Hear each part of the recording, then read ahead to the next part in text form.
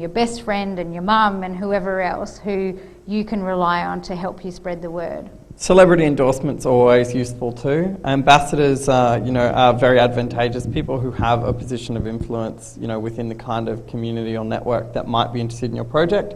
So, for example, Fee Plumley, who's a very good friend of mine, recently ran a crowdfunding campaign called Really Big Road Trip around getting a bus so that she can travel around Australia and document how arts organisations are using digital culture to build audiences.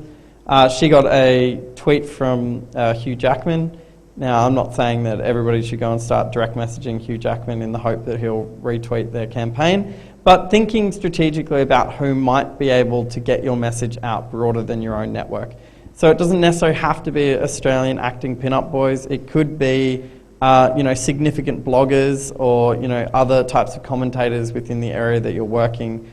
Other filmmakers, other theatre directors, people who can push your message out and push it out with a level of endorsement that will help spread the message. This is important for a number of factors. In fact, the whole idea of getting your message out and getting the spread is about trying to get to the point where you hit, the go-go factor, I guess, or pushing the traffic towards your campaign. Now, the reason I say this is because, on all social networks, there's some sort of an algorithmic approach to how content is seen within your network. So take, for example, Facebook. If you've never heard of the concept of EdgeRank, go and look it up. It's how Facebook decides who in your network sees what. So not everybody sees absolutely everything that you post. If the thing is being liked and shared more, there's more likelihood that the whole of your network will see it and that it will move into their extended network.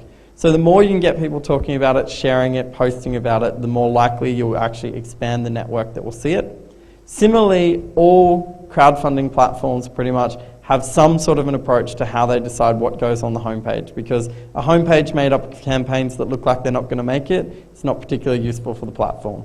So if you can get enough interest and enough trending going on around your campaign, hopefully you'll be able to push onto the front page, which will open you up to a whole bunch of people who wouldn't have necessarily known about your campaign before that. So like we've said, it's very important to think about what you're going to do in the plateau to keep talking about your project and keep it positive, don't get your hate on, and hopefully you can get enough people interested in that 25% of strangers, or hopefully you can get to your 25% so that strangers who find out about your campaign will feel confident enough to support it.